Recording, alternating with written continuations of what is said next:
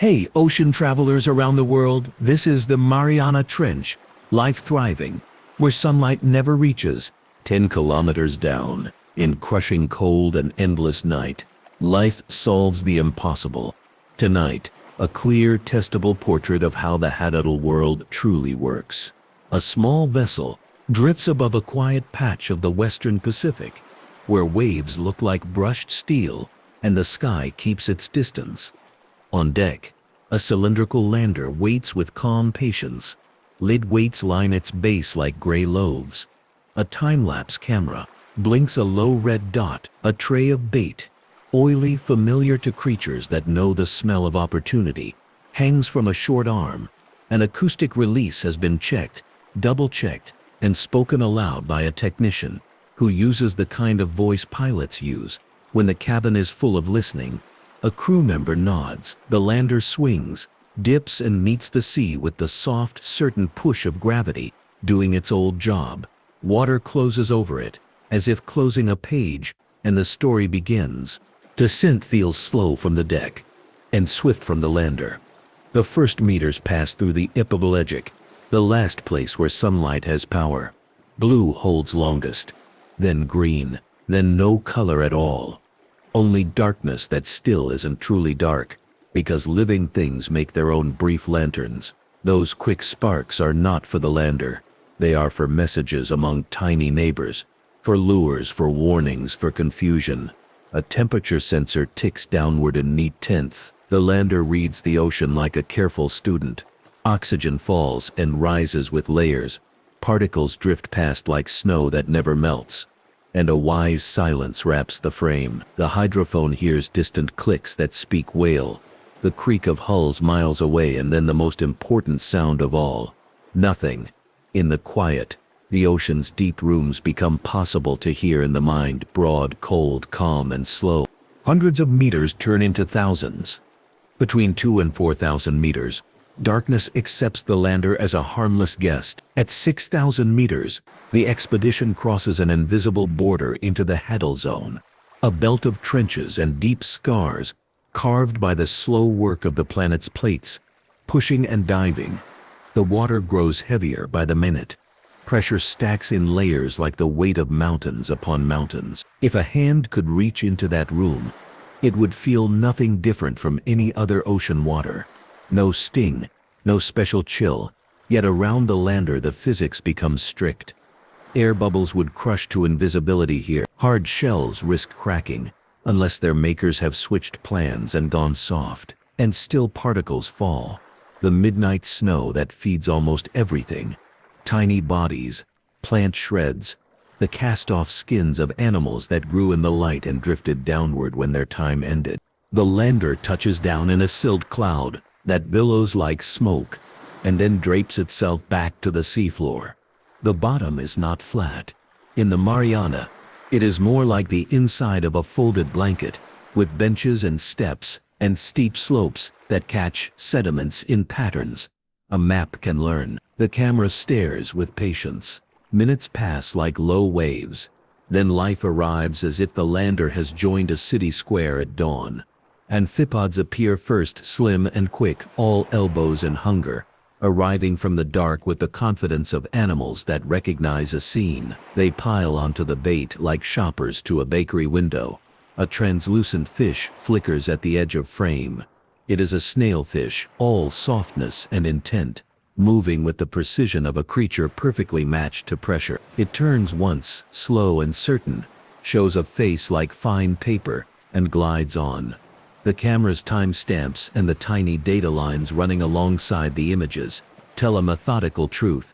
This place is not empty, this hour is not dead, and this city has a clock. The stakes sharpen with that one clean arrival. How does anything move with such ease when sunlight never visits? What designs allow these bodies to work where pressure could fold a car like a paper box? And most important for anyone watching at a kitchen table, how can ideas about life in such a place be tested so carefully that a child and a grandparent can both point to a screen and say, "That is true"? The toolbox is not mystical. It is the work of landers like this one, baited cameras that keep a gentle red light, push cores that gather short tubes of mud without scrambling the layers, bottles that bring water up in darkness so it still carries the tiny genetic calling cards of those who passed, pressure chambers that let laboratories glimpse life at Hadal force, and metagenomes that read the shared libraries of entire microbial neighborhoods. Every piece leaves a mark: time, place, depth, action, so the picture can hold still for everyone. Before you get comfortable, take a moment to like the video and subscribe, but only if you really enjoy and want to fall asleep with ocean stories whenever you want.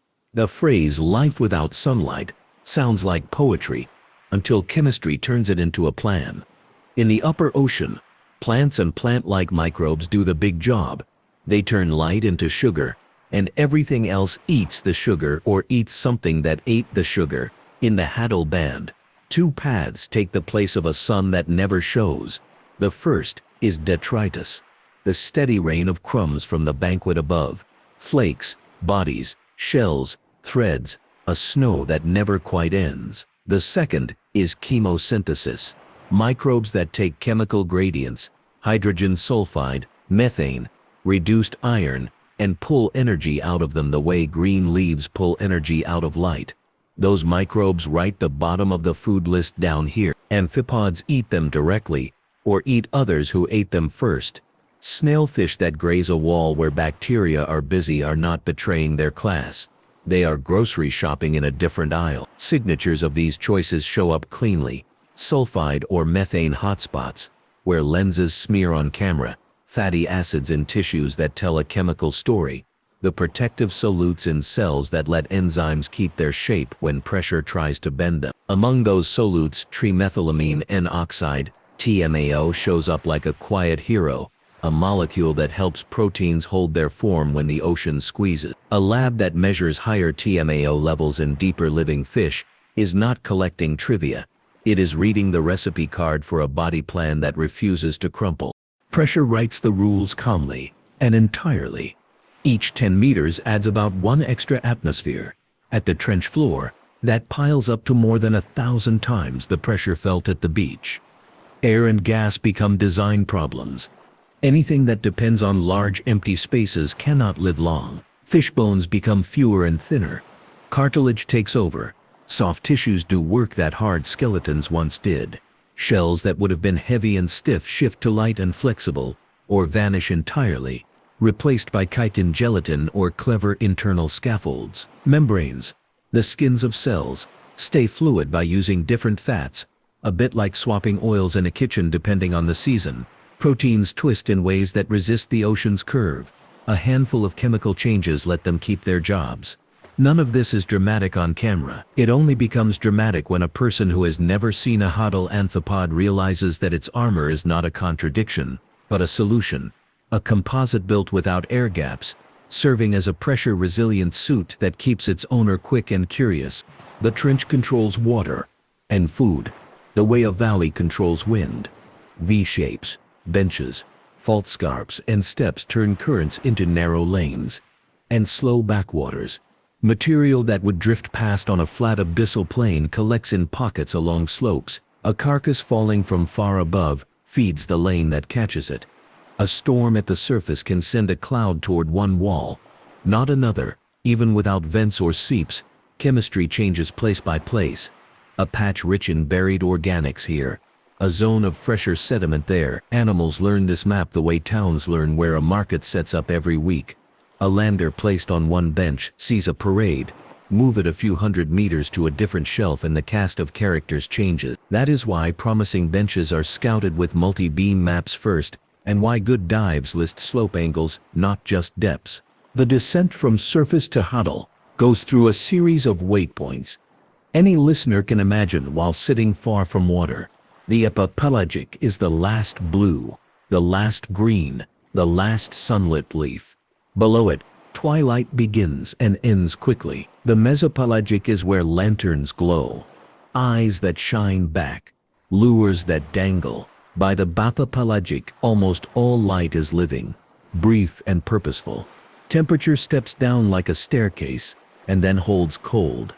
Oxygen thins in layers. and then recovers where currents bring fresh water. Below 6,000 meters, the Hadal zone starts, not as a floor, but as a network of deep grooves and pits along the planet's stitches.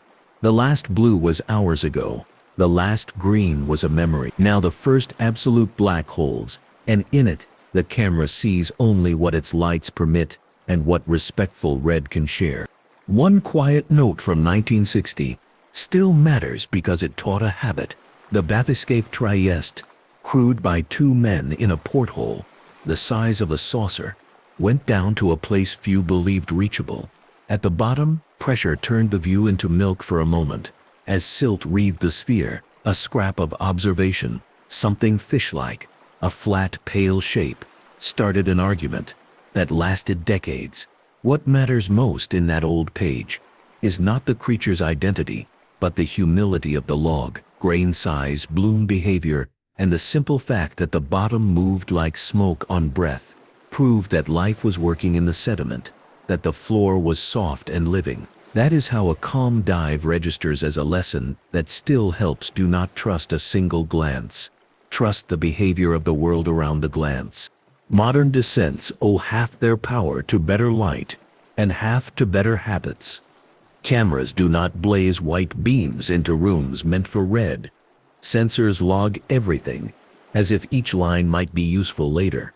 Temperature, oxygen, nitrate flow direction, light level, time. Pilots and engineers speak in shared language so that anyone can reconstruct a moment. Robotic landers travel in small groups now, not as soloists. One records time-lapse at the bait, another stares at a fixed spot where xenophyophores, the mansion-building single cells, grow like lace across the mud, and a third reaches out a quiet arm to take a core without folding the layers. Positive results: shy fish, greedy amphipods, a rare glow enter the library with coordinates. Negative results: nothing but silt and passing flakes enter the library the same way. That habit might sound dull, but it is how patterns emerge and how human imagination, which loves to race, is made to walk at the right pace. Chemosynthesis takes a seat in this portrait not as a special effect but as a quiet engine. Microbes that live on and under the seafloor tap chemical gradients. Sulfide rising from pores, methane seeping from deeper sources, iron and manganese changing their forms as water brings new chemistry to old. Where such gradients are strong, mats form that look on camera like frost or dough spread thin. In cores, those zones smell different, feel different, sticky sometimes or oily. Animals that dine on these mats rarely grow famous, but they are the foundation for communities where the nearest leaf is a day's travel straight up and impossible to eat anyway. A viewer who remembers that bacteria can build sugar from chemical energy can look at a trench and see a kind of farm without plants, tended by physics and harvested by anything with the nerve to graze at 10 kilometers down. The Hadal snailfish has become the icon because people like success stories, and because this fish shows how softness can beat pressure. Its bones are light. Its tissues hold more of those protective solutes that keep proteins steady.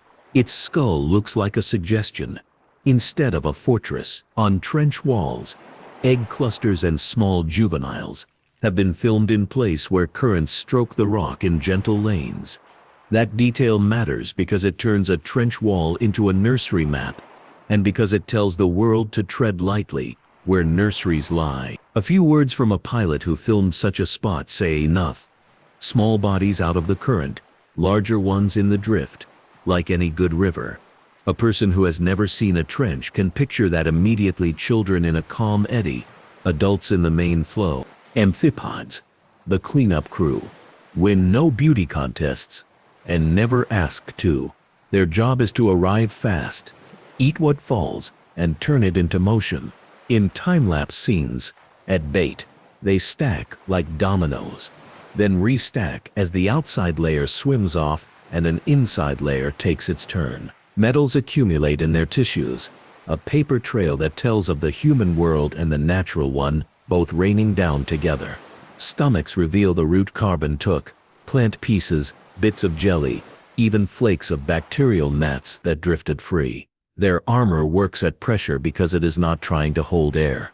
It is a seamless suit that flexes just enough and no more. Then there are the giants that are single cells, Xenophyophores, whose name sounds like an ancient library and whose body looks like a lace wreath made of grains. One cell gathers fine particles, glues them together into a test, and spreads itself through the chambers like a house of mirrors. The result is habitat built by a single tenant, a place where smaller creatures weave paths and microbes farm the cell's surfaces. In a camera frame, a meadow of them looks like a delicate doily spread across mud, covering square meters in patterns that mark where currents have slowed for a long time. They signal stability. They mark places that repay a return visit. In maps they become flags that say, "Here patience will be rewarded." Microbial nations carry the underground of this city on their backs. Pezophiles, pressure lovers, are not dramatic to look at, but their tools are protein folds that would panic at sea level under a clamp of force remain cheerful here. Membranes keep their butter-soft state by swapping out certain fats. Protective molecules like TMAO accumulate to levels that make biochemists nod and tug their sleeves down over cold hands in cold labs. To study these residents and their neighbors, scientists bring pressure home in steel vessels that keep samples at trench force. Sequencers that would normally sit on benches now sit near those vessels. A joke in some labs says the genomes are read in whispers so the molecules do not notice. The reality is humbler. Chambers, pumps, quiet, and the satisfaction of seeing a bar graph printout that shows life doing precisely what theory predicted it would do in the crush. Food falls along a conveyor that never shuts off.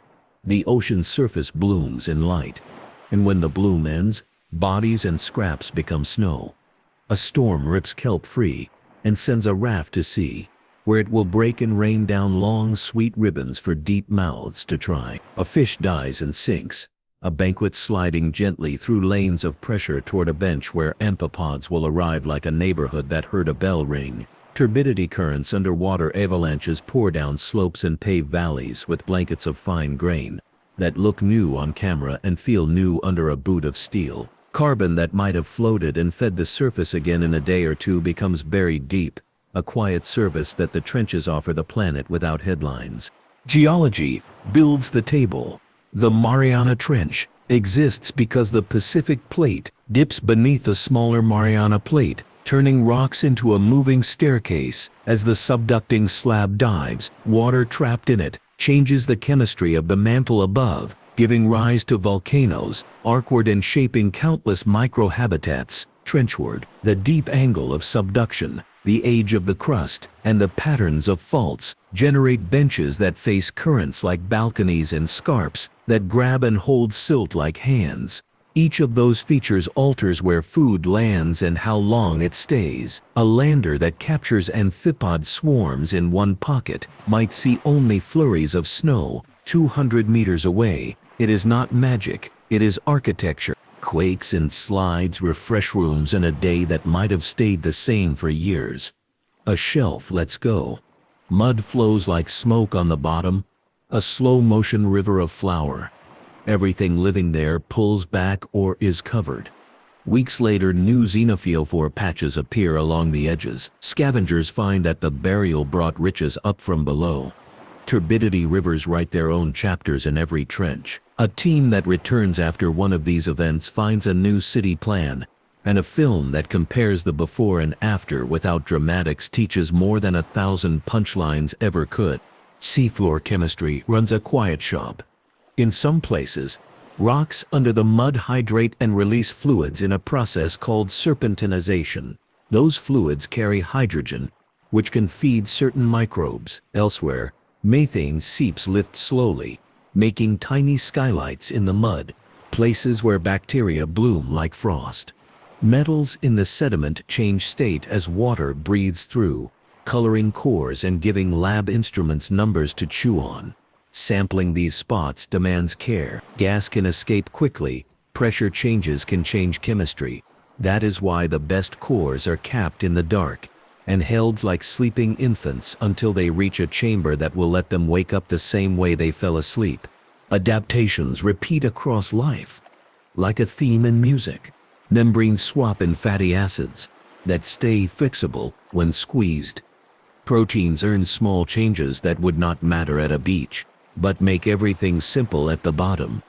DNA repair enzymes keep watch on strands that stress would otherwise fray. The kit shows up in bacteria, in small animals, even in fish. It is a set of solutions to a set of problems that pressure writes into every sentence. Convergence happens not out of fashion, but out of physics. The same problems lead different families to the same answers. Studying all of this requires tools that look humble and act bold. A lander is a frame, some weights, a release that listens for a ping, cameras that don't shout, and a timer that never forgets. Traps bring back amphipods, along with notes on who arrived first. Cores bring back pages of mud arranged in millimeters like tree rings. The perfect Haddle clip, the kind that museum docents love, holds a scale somewhere in the frame, lasts long enough for behavior to show, and includes a data slate depth, time, current direction, so that what happened can happen again on purpose. A short film of amphipods behaving like polite commuters in a train station tells more about how the world works than a dramatic montage of surprises. None of this matters if contamination sneaks into the story. The ocean accepts visitors, but hates sloppy habits. Gloves protect samples from fingerprints, and samples from each other. Lights stay low, so animals do not flee a scene that should feel normal. Fish that ride to the surface in a trap return if they can, gently, at depth. If a nursery is found, coordinates live in careful circles rather than on bulletin boards. This restraint earns depth's trust, and it earns the public's trust too, because it keeps curiosity from turning into harm. Maps turn echo into terrain, and terrain into plans. Multibeam and sonar paints the bottom with lines of sound that rise as a 3D quilt full of steps, ledges, and valleys. Sub-bottom profilers draw the thin pages beneath the surface. Buried layers, old scars, new deposits. Sides can show textures like wood grain. Together, those maps choose where cameras should wait, where cores should press, and where a wall might hold a nursery. A person who has never seen such a map can imagine a city plan. Highways, alleys, squares, courtyards. Animals choose among them the way people do, according to what they eat and how they move. Environmental DNA turns a bottle into a notebook. A liter of water carries scraps of skin, scales, mucus, and microbial cells that say who passed by. A lab filters the water, extracts DNA, and checks a library of known sequences.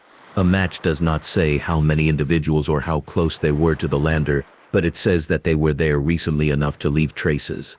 A wise design pairs bottles with cameras and traps so that eDNA supports images when images come and points to timing when images do not. False positives can creep in through lab air or gear.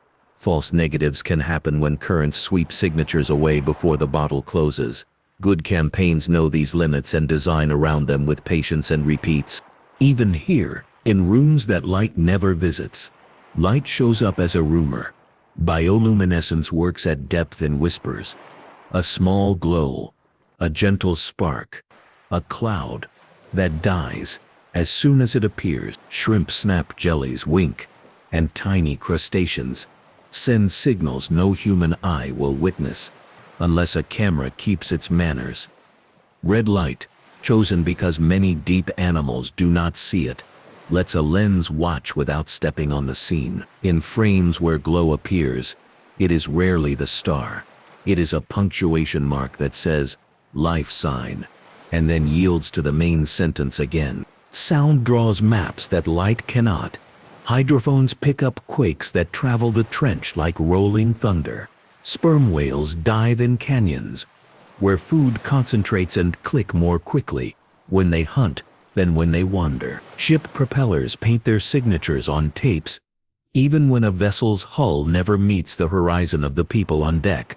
Shrimp snaps, short, crackling applause from tiny claws, fill warm layers. Quiet hours and noisy seasons reveal themselves as rhythms on long strips of sound that scientists unroll on tables and trace with fingers. If a listener closes eyes in a museum audio room and hears a trench for 5 minutes, the clip likely blends slow rumbles, far clicks, and long empty rooms of silence, where a person can imagine amphipods pinwheeling out of the dark toward a snack. At 11,000 meters, people still find pieces of themselves. A plastic bag, a stray bottle, a tangle of fishing line, and in careful reports, tiny particles that broke from bigger things and traveled down the slow way. It is tempting to turn such finds into headlines. The better practice is to record them without sensationalism. Where found, how many, what kind, what size, whether they were embedded in mud or loose on the surface, and whether tissues of animals that ate them show harm or simple passage. These notes feed better gear design and better habits. They teach retrieval etiquette for teams that can safely remove items without stripping a living scene for trophies. Trenches around the world act like islands with shared rules and local dialects. The Kermadec and Tonga trenches in the South Pacific, the Philippine Trench, the Kuril-Kamchatka to the north. Each has benches, walls, flows, and quiet corners. Some host snailfish on walls. Some produce more amphipod forms. Some show xenophyophore meadows more often. Comparing them is not a competition. It is a way to see which parts of the kit are universal and which are tuned to local conditions. A child who learns that not all deep rooms carry the same furniture can begin to ask why, and those whys are the bridge to understanding currents, chemistry, and the long, slow dance of plates. Inside the Mariana itself, names like Challenger Deep and Serena Deep mark rooms within rooms. Between them lie benches that differ by a few hundred meters, a difference that matters. On one, sediment is old and untroubled, and xenophyophores draw careful lace. On another, a recent slide has left bright scarp and fresh, clean grains where bait scenes run faster because new food is in easy reach. Hypotheses are simple enough to hold in a hand. Steeper slope, faster food, older mud, calmer scenes, closer to arkward chemistry, more chance of seeps. Each can be tested by choosing camera spots and core spots the way a birdwatcher chooses a tree line and a meadow. A trench wall nursery for snailfish becomes a case study that feels like a field trip. Eggs hide under shelves where flow drifts gently. Juveniles hang in layers where plankton and bacterial strands arrive just quickly enough to feed them without tossing them aside. Filming without harm means lights low and time short, returning later rather than pushing now. A notation, egg clusters at 8 ounce 200 meters, current direction east, temperature stable, amphipods present but not swarming, joins coordinates and depth on a small slate in the frame. When such a scene is shared with a coastal classroom, a simple sentence carries the needed awe. Babies live here. Please step lightly with your eyes. An amphipod specimen with a stomach full of the unexpected can redraw a map. A technician opens a tiny gut and finds fragments of a pelagic jelly that is common 2,000 meters above the bench, along with plant detritus that only arrives in storms. The specimen becomes a timeline. A storm 3 weeks ago, a jelly bloom 1 week after, a fall that coincided with the lander's visit, a feast at 10,000 meters. A dot moves on a chart. The trench is not a basement room where nothing connects to upstairs. It is a pantry that receives deliveries on a schedule that can be read with patience. Food webs loop through vertical commutes and horizontal shortcuts. A whale dies and becomes a feast that bends paths toward one slope. A fish school scatters at the surface and leaves a glittering hail of scales that fall into a lane where amphipods wait with opportunist grace. Seamounts nearby feed trenches with a constant drizzle. The cafeteria line carcass falls are the special events. In this pantry, rush hours are controlled by the moon, the wind, and the temper of currents, not by sunrise. Instruments that count particles on strings or measure the speed of water 30 meters above the floor draw traffic reports that look like city maps. A person who has never held a nautical chart can still read such maps: thick lines where life moves, thin lines where rooms hold their breath. Seasonal signals do reach the abyss like a slow letter. A spring bloom at the surface turns into increased snow weeks later. Sediment traps feel the bump. A typhoon's path writes a spiral in the trench as layers above turn over and send a pulse down the grooves. Designing campaigns around those pulses means less waiting and more watching. It also means that when nothing shows, that nothing becomes a season's quiet note, not a failure. A ledger that shows pulses and pauses tells the truth kinder than any single spectacular clip. Pressure myths crowd the public mind because crushed cans and popping eyes make easy pictures. Calm answers do better work. Steel implodes because it resists until it cannot. Living tissue does not resist. It matches. Eyes do not pop when pressure grows gradually, on all sides. Bodies adjust as they live. A sub's hull must fight pressure because people inside need a room to breathe. An amphipod's cuticle does not fight pressure. It is built to live inside it. Videos of sudden implosions are loud metaphors for the wrong lesson. The right lesson fits on a postcard. Living things at depth do not keep air-filled rooms, they keep water in their cells and design their parts to be happy in the squeeze. Pilots and technicians who visit these rooms speak in simple lists when asked about their first moments on the bottom. The same order repeats. First, silt rises. Second, the sound of small taps and ticks on the hull returns as amphipods and grains hit metal. Third, movement at the edge of the light, something testing the boundary. A pilot's line on a clipboard says, "Touchdown, bottom like flour, signal good, one snailfish pass left to right." A technician notes, "Amphipods at bait in under 2 minutes, current from west, temperature steady." Such lines are the literature of this work. They are not poetry. They are better than poetry in rooms where truth is shy. Next generation tools extend patience. Residence landers, built to stay for months. Watch seasons change rather than hours. Cabled observatories, perched on safe ledges, send live data to shore. And let communities watch a trench be a trench while they make dinner. Small labs that keep pressure steady. Let experiments run in the same force that the ocean applies. Gentle manipulator arms that move like careful hands pick up a xenophyophore test and set it down again without breaking its history. The next big boring clip is the one that shows nothing but a wall for an hour, and then a snailfish arrives, presses into the current for 15 seconds, and leaves. That 15 seconds, repeated across months, becomes a calendar the public can follow. Lessons for other worlds. Leave the trench in an elevator built of ideas. If chemistry can power life in darkness, then the question for icy moons becomes simple. Where are the gradients? If pressure challenges can be met with membrane tricks and solutes, then oceans under ice may have residents who learned the same tool set. Without leaving Earth, the Huddle Room teaches astrobiology to ask better questions. Microbes that eat hydrogen and serpentinizing rocks and build life without light are not only Earth stories, they are maps for where else to look. A synthesis scorecard, the kind that would sit at the end of a museum hall, keeps promises tidy. Tier 1, direct behavior, on camera. Snailfish gliding, amphipods swarming, xenophyophore meadows waved by small flows. Tier 2, organisms in context.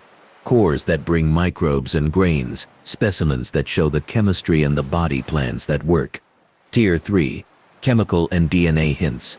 Bottles that tell who passed, sediments that tell what reactions are happening, claims about who lives where and how life powers itself. Sit with high confidence, where tiers overlap, and modest confidence, where a single tier speaks alone. A fieldwork wish list fits on a note. 3 benches across the Mariana to watch for a year. 1 old, 1 newly scarped, 1 near likely chemistry. At each a camera with a scale bar and a clock. A core that returns seasonally. A hydrophone that listens for quakes and whales. And a bottle that takes water when currents shift. A shared ledger for negative results, published as proudly as the exciting ones, so that patterns remain honest. A wall camera for a snailfish nursery used for short, gentle visits with long rests in between. Nothing on the list asks for a miracle. The ocean's patience invites patience back. The conclusion will come later, with the proper bow. But the shape of it rests in plain sight already. Sunlight is optional when chemistry is generous and bodies are built with the right shapes and solutes. The Hadal world is not empty. It is organized by gravity, pressure, and the simple rules of energy, moving downhill from high chemical potential to low. People can verify this with tools that fit on a small deck, and with notes that fit on a single page, if that page is kept for years with care. Fear has no job here. Attention has every job. The camera that watched a wall returns to the deck, and for a moment, the ship is a quiet lab under stars. A technician speaks softly while reviewing the footage frame by frame. A snailfish glides into view from the left, its body almost translucent, a suggestion of bone and a firm, purposeful motion. In the margin of the screen, numbers slide, depth, time, current speed, and at the bottom of the frame, a small steel scale bar sits like a ruler on a windowsill. That simple bar turns an elegant appearance into a measurement, length, distance from the wall, the width of the eddy that cushions the fish from the main flow. A note is added, juvenile behavior consistent with nursery use, eddy size 0.4. Such lines do not sound dramatic, yet they carry more power than any flourish, because they let other crews visit the same shelf and see the same story if the ocean allows it. Another file opens, a time-lapse from a bait tray. The first hour is stillness broken by drifting snow. Then a single amphipod arrives, turns in place as if calibrating the scene, and commits to the feast. 10 become 50, then hundreds. The pile grows and collapses in slow waves as the outer ring peels away and new arrivals push inward. It looks almost choreographed, a set of rules followed without a boss. The bait shrinks, but the story widens. A little neighborhood came to dinner, stomach contents taken from a few individuals later, always fewer than curiosity would take. Reveal a week's worth of meals. Threads of plant matter say storms reach down. Fragments of jelly hint at a bloom above. Tiny grains, darker and heavier, suggest a slide on a nearby slope days earlier. The amphipods wear recent history inside them, and the lander, just by waiting, lets that history be read. A third piece of footage plays without bait or walls, just seafloor and patience. It seems empty at first. Then a meadow emerges on the screen. Xenophyophores laid across the mud like pale lace, individual tests overlapping in gentle chaos. Each test is a single cell's architecture, built from grains, sheltering small worms and microbial films that cling to every surface. A faint current passes, and the meadow ripples almost invisibly. Measurements pull the scene into focus. The density here is higher than a bench filmed last month. The average test diameter is greater. The pattern suggests a long period, without a turbidity river wiping the table clean. A hand writes, "Stable meadow, return after quake season." That sentence holds a plan, and it holds respect. A shift in the story moves from what the camera sees to what sound says. Hydrophones set in deeper hollows hear a long tremor, not enough to alarm a hull, but enough to rearrange shelves down in the trench. Later, when the landers return, a new layer of fine grains coats a previously firm surface. Amphipods arrive earlier, and in denser numbers than before. A short-term boom often seen after slides. Sound, image, and animal behavior tie together like a braided line. A pilot notes, subtle silt rain bait visit, accelerated. Meadow edges thinned. The ocean did not shout, so the records did not either. But the change is there, traceable across tools. A calm interlude puts the trench in a world map. Down the chain of trenches, Kermadec, Tonga, Philippine, Kuril-Kamchatka. Similar stories play with local accents. In one, Xenophyophore meadows nestle beside steeper scarps. hinting at gentler currents and steadier deposits. In another, snailfish nurseries cluster along convex walls rather than concave alcoves, likely because eddies collect differently there. A simple list helps anyone keep track: same pressure, same rules for proteins, different slopes, different food lanes. The pattern teaches how to predict. When a ship sails toward a new bench, the crew speaks in maps, not hunches, and in predictions that can pass or fail cleanly. Across a calm deck, a pressure chamber sits like a metal drum with bolts around its lid. Inside, a sliver of Hadal sediment keeps its home pressure, carried up without sudden release and transferred without air. A microbiologist turns a valve a fraction of a turn, checks a gauge, and relaxes. Later, results will show enzymes doing their work under force that would crush a can and turn a buoy into a memory. The numbers will enter a table: temperature optimal, growth rate modest, pressure tolerance genuine, seen side by side with footage of amphipod dinners and snailfish passes. Those numbers complete a picture the public can touch. There are neighbors down there, and there is chemistry in their kitchens that matches the place perfectly. A visitor on deck asks a quiet question, often posed by viewers at home. If pressure is so intense, how does a fish's blood not boil or freeze? The answer is friendly and brief. Pressure does not heat or chill, it squeezes. Water does not compress much, and bodies hold water. So the trick is to avoid gas pockets and rigid spaces that fight the squeeze. Protective molecules like TMAO help proteins keep their shape, the way braces help a shelf carry weight.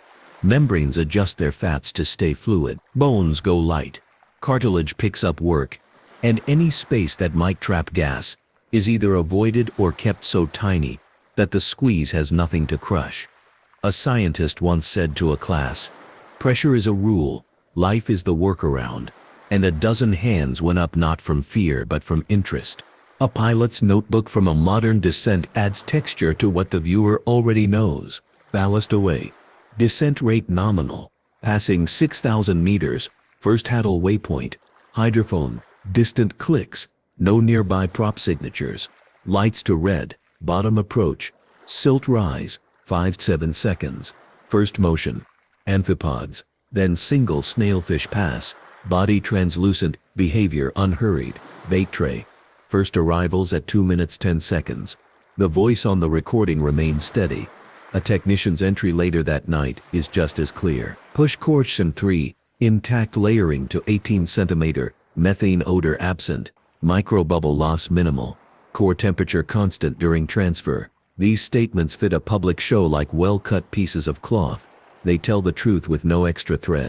The script returns to geologic cause with a human scale. A person standing on a beach watches waves fold on sand. A person gazing at a trunk-sized piece of basalt on a ship's deck watches a much slower wave. The wave of the Earth's crust, diving under its neighbor slope by slope, day by day. Down where that motion pinches, the trench forms. The very act of subduction pulls water into rock, changes chemistry and shapes everything that follows.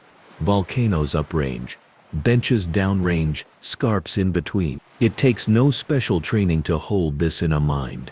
It takes only a map and a finger tracing a V and the patience to imagine time moving like honey.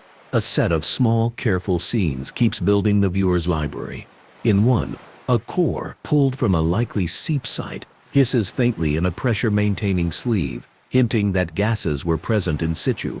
A lab later confirms traces of methane. In another, a lander positioned on a freshly scarped slope records amphipods arriving in numbers that begin to fall off after a month, as the easy food is taken and the surface settles. In a third, a wall camera meant for snailfish nursery hours captures only small snow and a passing comb jelly that sends light in delicate brief ribs. Proof that patience also produces negatives, and negatives are part of the book. Along the rail, a crew member speaks to a visiting school group via a tablet connection. The children see a still image of a xenophyophore meadow and are told that each structure is one cell. A hand on the other side of the connection moves to a piece of kitchen sponge and a jar of flour. The crew member presses the sponge into the flour and lifts it, dusted. Imagine a cell making its own sponge out of grains, then living inside it and letting microbes and tiny animals live on it, the voice says. The children nod. A teacher writes single-cell reef on the board. That phrase will travel farther than any Latin name and do more good. On another night, a row of water bottles lines a bench in the lab, each labeled with depth and time. Filters sit inside their holders like small drums. A scientist pours the first liter through, then the second, then the third, each taking a little of the trench's invisible history and trapping it where it can be read. Later, sequences will appear on a screen as strings of letters that match those of known species. A viewer at home does not need to see the A's, C's, G's, and T's to understand. A short, plain sentence is enough. A liter of deep water carried the signatures of life that passed within days or hours. And this night, those signatures matched what the cameras suggested had been there. Bottles that see, easy to remember, easy to trust when paired with images. Sound returns with a gentle lesson. A long, low quake sends a signature along the trench that echoes like a distant train. Hours later, the hydrophone rests inside a hush, so deep that a person on deck can almost believe they hear it through the steel. Then far-off clicks rise, whales testing a lane. The rate of the clicks quickens when hunting happens. The lander's cameras set along that lane later pick up nothing but snow. Such nights matter too. Whales used a canyon in darkness. The landers did not share, and the map of activity gains an outline, even when no fish or amphipod visits a frame. Traffic reports do not need eyes to be useful. Ears do the job just as well. A short mailbag interlude fits naturally after the sound of whales. A common question asks, are there any truly large animals in the trench besides visiting whales? The answer is careful. The hadelfish, recorded to date, share a design that likely caps their size. Protein stability and the cost of building and maintaining bodies at pressure make extreme bulk unlikely for active swimmers living their whole lives at depth. Large visitors, carcasses, drifting logs, occasional big pelagic fishes arrive from above. The residents are adapted to pressure in ways that favor efficiency over sheer mass. Even so, the scale of a snailfish close to the camera or an amphipod swarm over bait can feel large in the mind, which is a measure of behavior and setting, not of bone length. Another frequent question wonders whether trenches suck ships down. A calm answer repeats what pressure already taught. Trenches are shapes in water, not drains. Gravity pulls down. Buoyancy and hull design keep ships up. The danger to ships lies in weather, waves, and simple human error, not in deep geometry. A short phrase serves the trench is a valley, not a mouth. That phrase, like a lighthouse's pattern, is easy to remember and to share. Across the next few minutes, the script traces how seasonal signals reach the abyss. In spring, surface blooms spread like green veils. At depth, sediment traps click with added weight weeks later as particles accumulate faster. In autumn, storms tear and stir at depth. Amphipods with plant threads in their stomachs, numbers slightly higher for a short time. Instruments mark these pulses with little spokes on graphs. A viewer does not need a graduate course to read them. More spokes mean a busy season, fewer, a quiet one. When crews schedule landers, they time them the way gardeners time planting, by season and by the smell of weather. Pressure myths receive one more gentle turn. Videos of imploding test objects race through phones, because loud events travel further than quiet truths. A better exercise sits on a museum table. A jar of water is pressed by hand. Nothing happens. A small bag of air is pressed. It resists and then pops. Living things in trenches avoid airbags and design their parts to accept pressure evenly. The demonstration is almost too simple to mention, and that is why it works. The mind remembers fingertips on a jar and draws the right conclusion when it later sees a beetle-like amphipod happily sliding between grains. 11,000 meters down. As the story deepens, the camera revisits a wall nursery. Eggs remain where they were, shining like pearls under very low light. Juveniles move with slightly more muscle than before. Months have passed, and each remains positioned within the sweet spot of a laminar flow, where food arrives steadily and the body does not need to fight turbulence. A science leads field note is short and useful. Nursery stable, juvenile growth consistent. Advise seasonal revisit rather than weekly. That advice saves disturbance for no gain. Restraint is a tool as real as a camera. Elsewhere on the same wall, a different story forms. A filmy layer coats a strip of rock as if someone had painted it with transparent glue. Under magnification, the film holds thousands of bacterial bodies. A chemosynthetic mat, likely feeding on a faint flow of reduced chemicals, seeping from a crack. No drama attends this discovery. It is written as coordinates, depth, slope aspect, a short description, and a plan to return. Still, it carries weight, because the evidence connects chemistry to food, microbes to animals, and geology to life in a loop simple enough for any listener to repeat to a friend. A return to the meadow shows change after a season of quakes. Parts of the oldest lace have broken and slid. New growth appears at edges. The meadow is not a painting, it is a project under constant revision. That understanding is the bridge that takes a viewer from one trench to the next. All living places change. Trenches change slowly and then quickly, then slowly again, and life moves within that pattern. In the lab, a micrograph shows TMAO levels plotted against depth for a set of fish species from mesopelagic to hadal. The line climbs. The deepest fish carry the most. A child can read that line like a path up a hill. The narration strips away jargon. At more pressure, more of the protective helper travels in the blood and cells.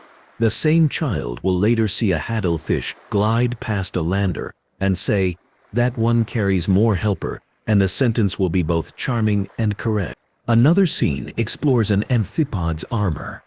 A scanning image reveals plates fitted without gaps, curves that meet like well-joined wood, and textures that allow flexibility without pockets of air. The narration makes it accessible.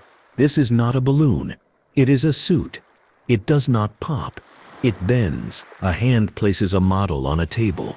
A simple 3D printed shape with overlapping plates. It bends without creasing. The lesson is physical. What resists fails. What fits in survives. A question arrives about bioluminescence. Who glows down here? And why?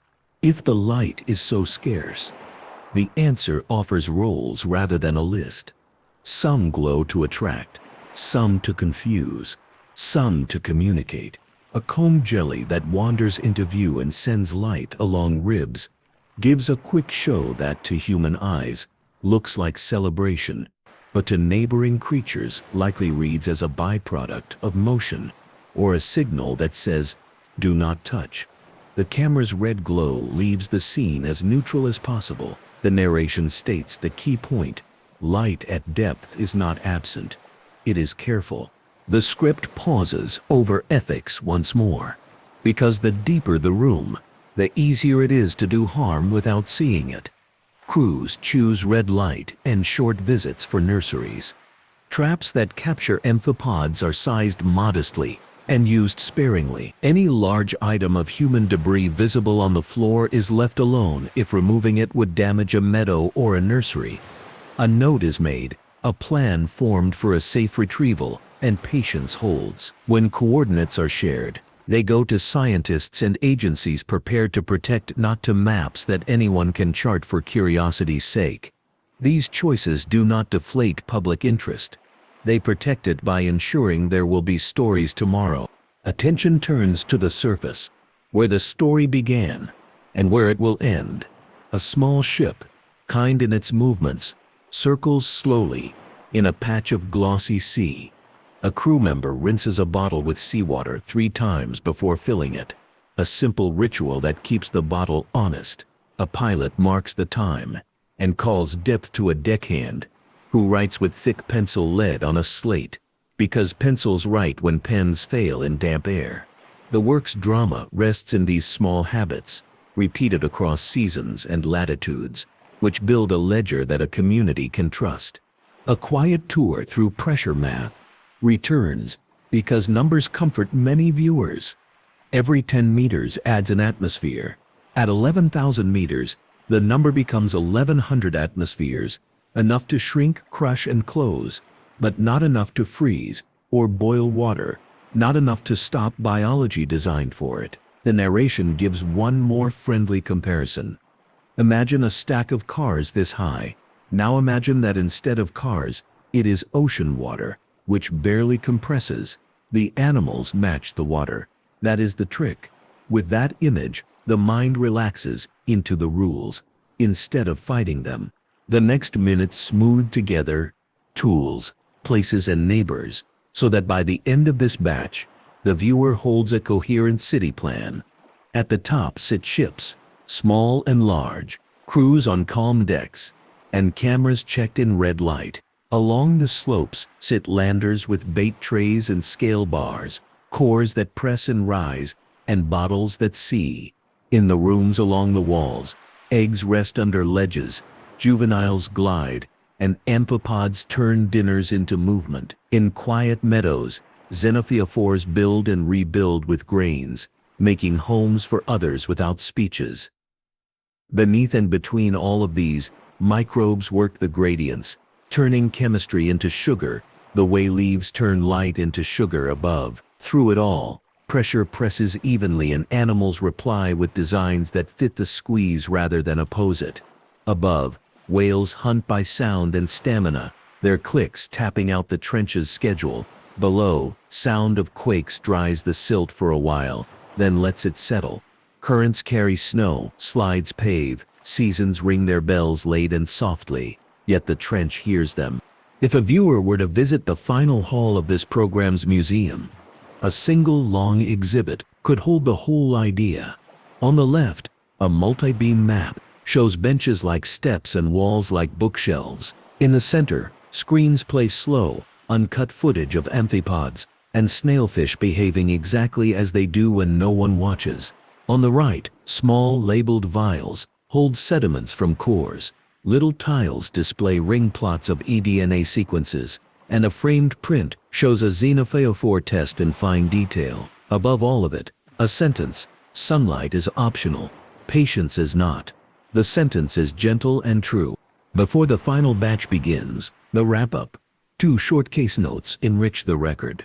In the first, a deep storm, reported by surface instruments, wind, wave, and pressure, precedes a bright pulse in sediment traps, set 1,000 meters above the trench floor. Days later, amphipod stomachs include more plant fiber than usual, and a snailfish wall cam records a slightly higher density of passing planktonic flakes. The timeline aligns. In the second, a small quake, recorded along the subduction front, produces no visible slide, yet a wall meadow shows tiny breaks at its edges, and new growth where fragments fell and settled. Biology marks geology's handwriting in tiny strokes. Careful season-spanning images let the handwriting be read. At the very end of this segment, a pilot speaks on a recording that will never be famous but ought to be. The voice is steady and pleasant, and the sentence is short. Touchdown at 10,900 meters. First amphipod in 90 seconds. 1 snailfish pass in 3 minutes. All systems nominal. Years from now, when technology changes and tools improve, that sentence will still model what matters. Order, measures, and a tone that respects both the place and the people who will read the words later. On the next morning, the ship turns gently on a slow circle, and the deck takes on the steady rhythm of packing knowledge for the trip home. Samples sit labeled and quiet. Cores sleep in their sleeves like rolled quilts. Hard drives hold hours of scenes that will be watched without hurry, and notebooks rest open to the last line written in thick pencil. The trench has had its say. Now the task is to read it properly. The voice that has guided the voyage points the audience toward the shelves of evidence and invites a simple shared accounting that anyone can follow. Let's go step by step. The first shelf holds direct behavior on camera. It shows amphipods finding food, not by accident, but by pattern. and it shows a snailfish gliding with purpose along a wall. Where the flow brings a steady meal, it shows a xenophyophore meadow breathing under a current, so light that only time-lapse reveals it. It shows a bait tray becoming a gathering place, and then an empty plate. These are not guesses, they are lived moments, recorded with scale and time. When a child asks, how do they move down there? The answer can be as simple as pointing and counting frames. A hand moves along a timeline in the editing room. Here the swarm arrives, here the fish passes, here the meadow holds. The second shelf holds organisms in context. A core lifts layers like pages from a diary. A seep patch offers a smell that means chemistry is at work. A pressure chamber brings a living sliver to the surface without removing the force that keeps its parts faithful. A beaker in a warm lab reports growth right where growth is least expected. A technician notes enzyme activity persists at trench pressure, and that ordinary line becomes a bridge between the dark room and the kitchen table. A viewer can say, they didn't just see it, they brought a piece of the world home and watched it under the same squeeze, and that sentence will be both plain and correct. The third shelf holds chemical and DNA hints. Bottles of water, filtered and quiet, reveal letters that match species lists with eerie patience. A leader reads like a paragraph. Who came through, who lingers, who is likely just beyond the edge of a light. A sediment sample shows which metals moved, which gases rose and fell, which microbes took advantage when gradients lined up like rungs on a ladder. None of these hints speak loudly alone, but together they direct cameras to the right ledges and cores to the right patches, and they walk a cautious mind from might to likely. With those shelves in view, confidence takes a shape the whole audience can share. Statements built from all three shelves sit high and steady. Hadal's snailfish use specific wall flows as nurseries, stands on video on repeat visits, and on chemistry that explains why such lanes stay gentle. Amphipods route carbon from seasonal pulses into the trench food web, stands on time-lapse, on gut contents, and on traps that feel the rain of particles. Microbes build sugar from chemical gradients even far from dramatic vents, stands on cores, on mats seen as pale films, and on lab signals that continue under pressure. Claims built from two shelves sit a tier lower, inviting one more past this season or next. Claims built from a single shelf are marked as possibilities and treated like invitations rather than trophies. The scoreboard is tidy, not a list of victories, but a map of how sure anyone should be about each piece. With the ledger clean, the story picks up puzzles. The camera's left for later.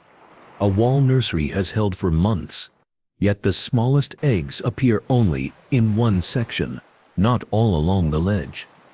The pattern suggests a subtle bend in flow, or a whisper of chemistry from a tiny seep that only microbes hear. A return with a short core pressed directly below the shelves and a bottle drawn in the eddy's heart could settle the question. A meadow shows uneven growth, thicker upcurrent and thinner downcurrent.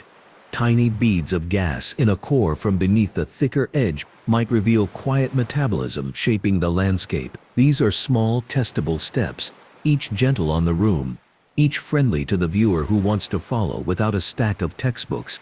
The script circles once more through Hidal neighbors, now with a clearer lens. Amphipods become honest historians who carry the week inside them. Snailfish become architects, choosing rooms in a house built by gravity. Xenophyophores become single-celled landlords, offering many doors to smaller tenants.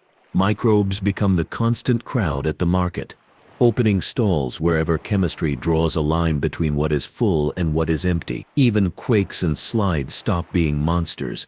They become weather, and the camera learns to check the sky after the storm without trampling the garden. Quick fact: in the weeks after a slide, food access increases in small bursts on fresh scarps. Watch out for this when scheduling returning landers, because a day too early can miss a gentle rush. A short human interlude collects voices that have stayed calm all along. A pilot reviewing a clip says, "First amphipod in 75 seconds, first fish in 3 minutes," and the sentence enters the permanent record. A deckhand rinses a bottle and says, 3 times keeps the bottle honest, teaching a habit that belongs in every school kit. A microbiologist taps a gauge and says, "Hold steady," because holding steady is the point of nearly everything in this work. A field lead closing a log after a month at sea writes, "Nothing extraordinary to report," and smiles, because the ordinary at 10,900 meters is extraordinary enough. The plan that follows is practical, the kind of map that could be printed on one page and taped above a desk. 3 benches in the Mariana are chosen, separated by a day's steam. The first bench lies on older, stable mud where xenophyophore meadows have grown thick. The second sits on a fresh scarp, where a slide has redrawn the floor within the past year. The third edges a wall where a faint film suggested chemosynthetic bacteria might be busy. At each bench a lander carries a low-light camera with a fixed scale bar and a clock in frame, a small bait tray tied to avoid spinning, a current meter, and a timed bottle that closes on a schedule. A hydrophone listens nearby. Gear stays for 3 nights around a new moon and returns twice, once in a season of expected particle pulses, once in a quieter season. All negatives, no fish, few amphipods. Empty trays are logged and shared with as much pride as the rich scenes. 1 nursery wall receives a short visit per season. Lights kept low, camera fixed and respectful. Time on station measured in minutes, not hours. The plan costs less than a single dramatic expedition and pays better than rumor. People on shore get a role that does not require a ship. A witness card written in clear lines helps coastal communities contribute. Describe what appeared first, second, third.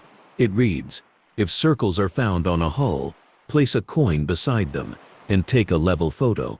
If a beak or tissue is found on a beach, photograph with a ruler that begins at 0 and call a local lab before moving.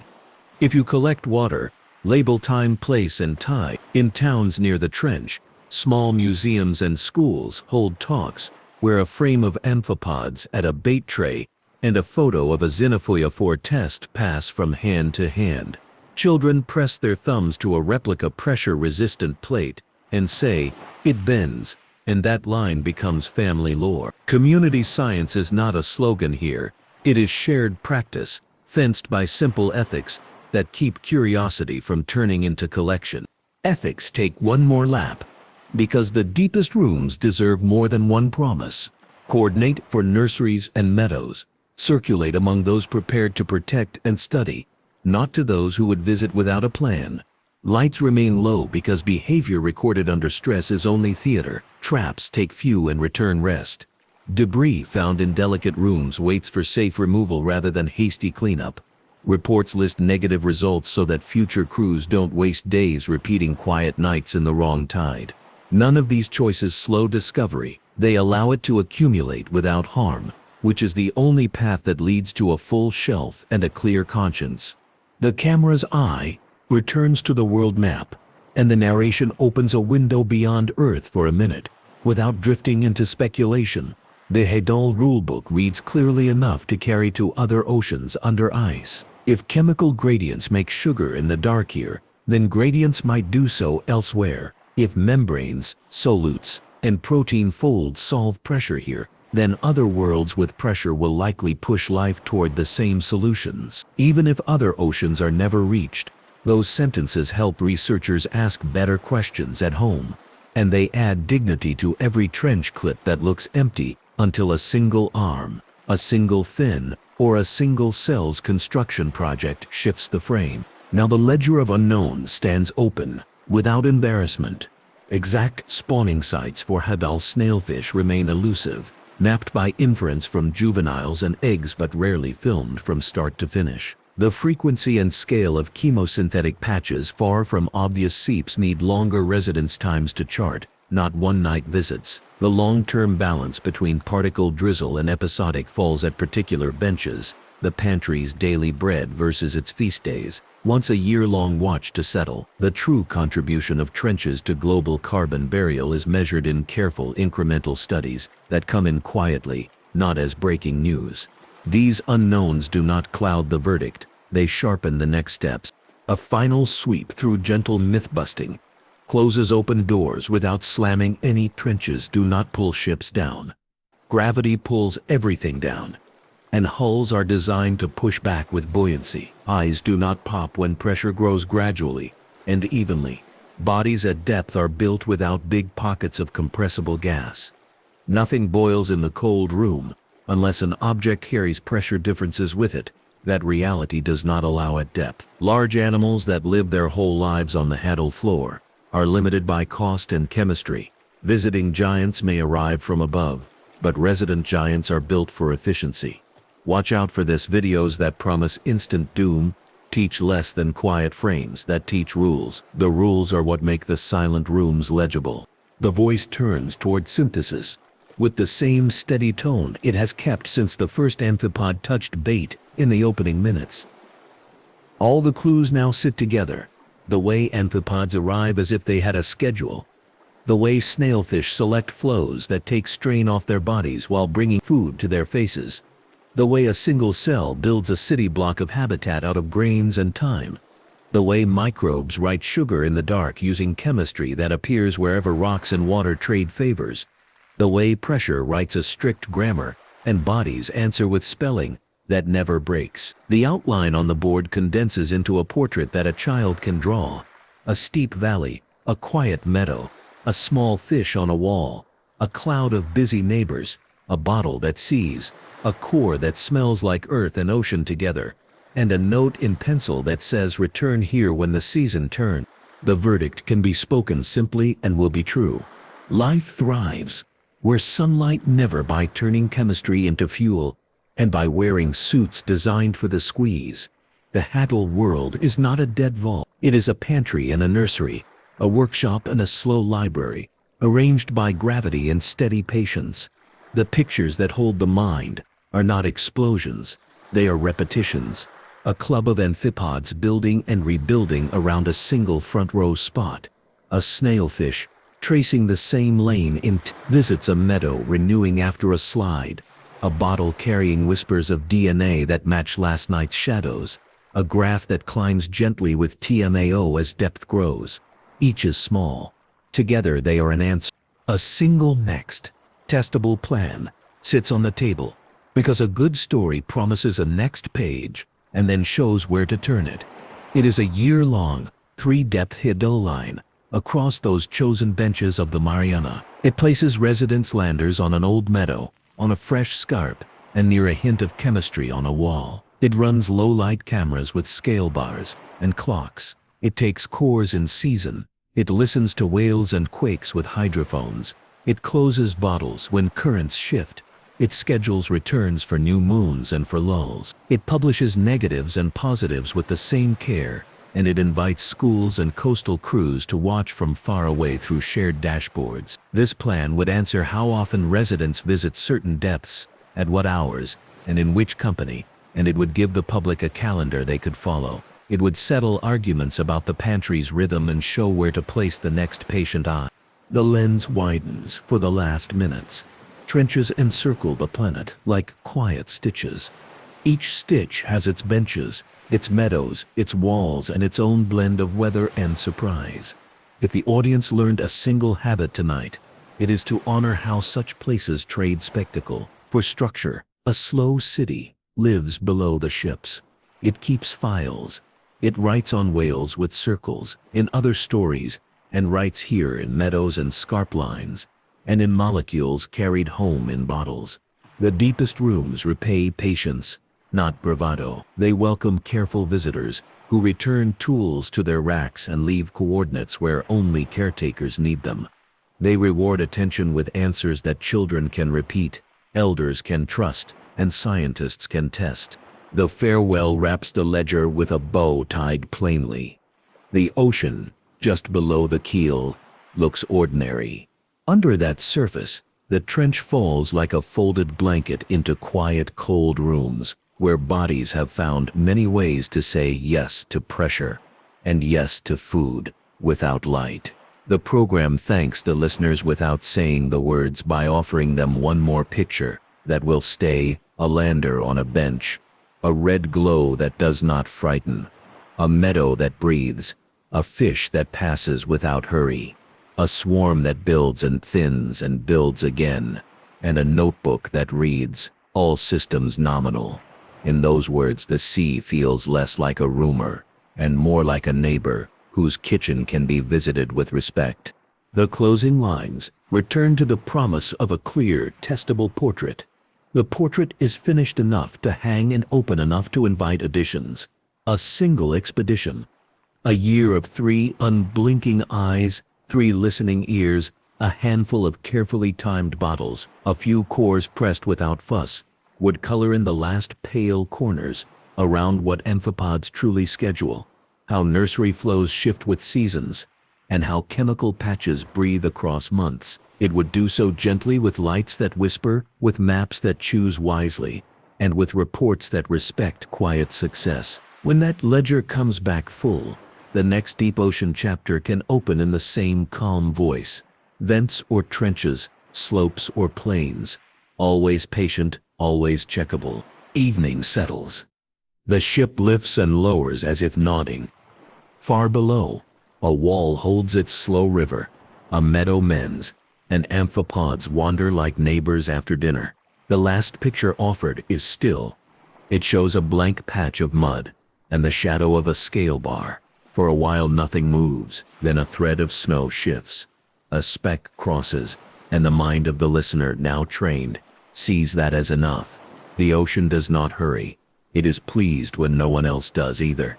The program ends not with a door slammed, but with a page turned and a place marked. The next time the notebook opens, the same rules will apply. Sunlight is optional. Patience is not.